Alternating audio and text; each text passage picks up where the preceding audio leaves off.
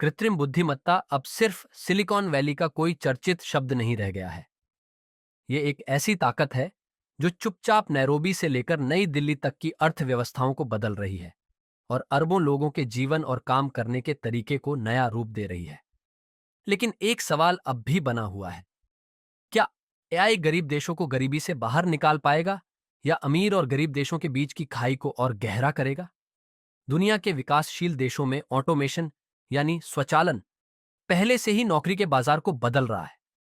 जो क्षेत्र पहले सुरक्षित माने जाते थे जैसे मैन्युफैक्चरिंग, कॉल सेंटर और खेती, वे अब दबाव में हैं। बांग्लादेश में परिधान उद्योग में 4 मिलियन से ज्यादा लोग काम करते हैं। लेकिन जैसे जैसे कारखाने सिलाई और कटाई के लिए ऑटोमेटेड मशीनें अपना रहे हैं, कुछ ही सालों में लाखों नौकरियां खतरे में पड़ सकती हैं। एआई आधारित रोबोट अब इंसानों से ज्यादा तेज और सटीक सिलाई कर सकते हैं। जहां कपड़ा उद्योग देश के कुल निर्यात का 80% से ज्यादा हिस्सा बनाता है, वहां यह बदलाव पूरे आर्थिक ढांचे को हिला सकता है। केन्या और फिलीपींस में कॉल सेंटर नौकरियों को भी खतरा है। एआई चैटबॉट अब कई भाषाओं में बात कर सकते हैं, जिनमें स्वाहिली और तागालोग भी शामिल हैं। विश्लेषकों का अनुमान है कि आने वाले 10 सालों में लगभग 1/3 ग्राहक सेवा पूरी तरह स्वचालित हो जाएगी।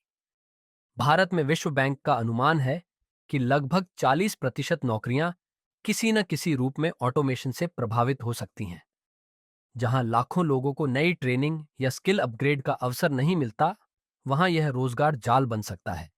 यानी बड़ी आबादी तकनीकी बदलाव से पीछे छूट जाएगी। लेकिन कहानी का दूसरा पहलू भी है। जहां एआई कुछ नौकरियां खत्म कर रहा है, वहीं यह पुरानी समस्याओं के समाधान के नए रास्ते भी खोल रहा है।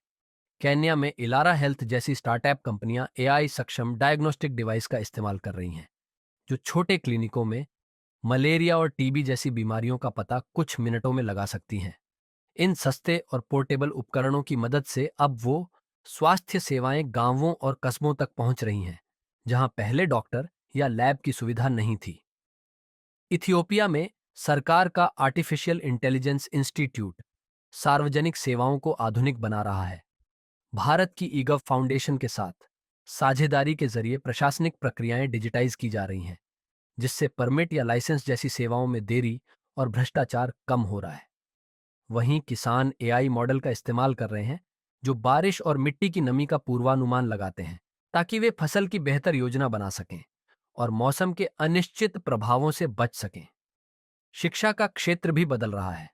भारत, नाइजीरिया और घाना में एआई आधारित ट्यूटरिंग प्लेटफॉर्म अब स्थानीय भाषाओं में गणित और विज्ञान पढ़ा रहे हैं। जहां शिक्षक की कमी है, वहां ये प्रणालियां कक्षा की सहायता कर रही हैं या उन बच्चों तक पहुंच रही हैं जो स्कूल नहीं जा पाते। ये शिक्षक का स्थान नहीं ले सकती, लेकिन अच्छी शिक्षा को बहुत अधिक सुलभ बना सकती है। फिर भी एक बड़ी चुनौती है इंफ्रास्ट्रक्चर।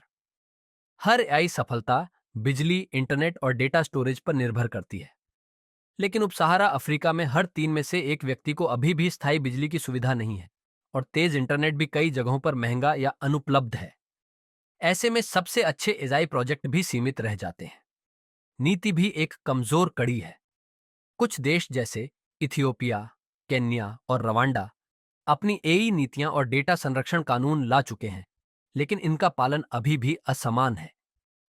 कई देशों में डेटा के संग्रह और उपयोग के लिए स्पष्ट दिशा निर्देश नहीं है। इससे नागरिकों की निजता पर खतरा बनता है और अक्सर पश्चिमी डेटा पर प्रशिक्षित एल्गोरिदम स्थानीय भाषाओं, चेहरों या उच्चारण को सही से पहचान नहीं पाते। शिक्षा की कमी भी बड़ी बाधा है। हालांकि विकासशील देशों की आबादी युवा है, लेकिन गुणवत्तापूर्ण विज्ञान और प्रौद्योगिकी शिक्षा तक पहुंच सीमित है।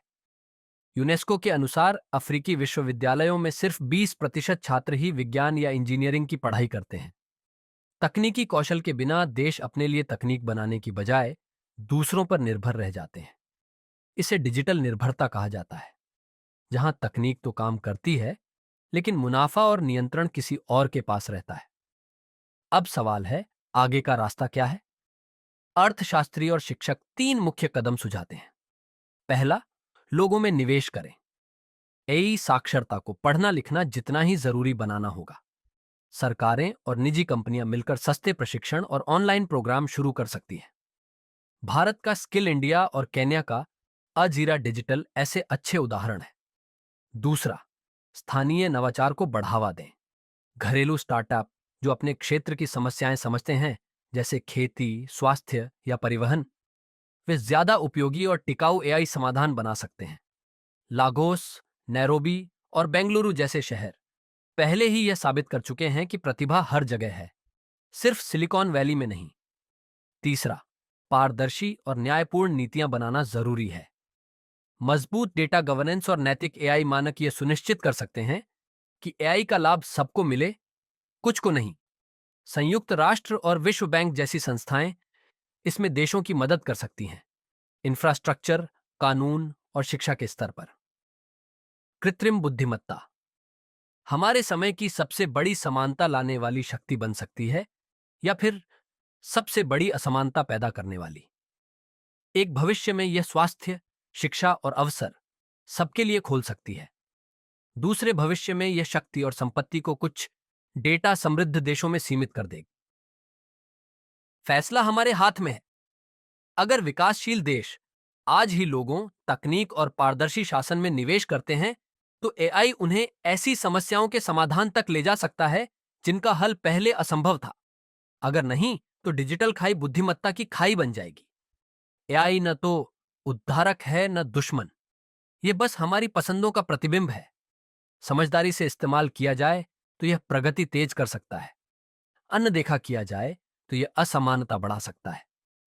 भविष्य इस बात पर निर्भर करेगा कि केन्या, भारत और इथियोपिया जैसे देश एआई का इस्तेमाल अंतर मिटाने के लिए करते हैं, या यह तकनीकी अंतर ही आने वाली सदी को परिभाषित करेगा।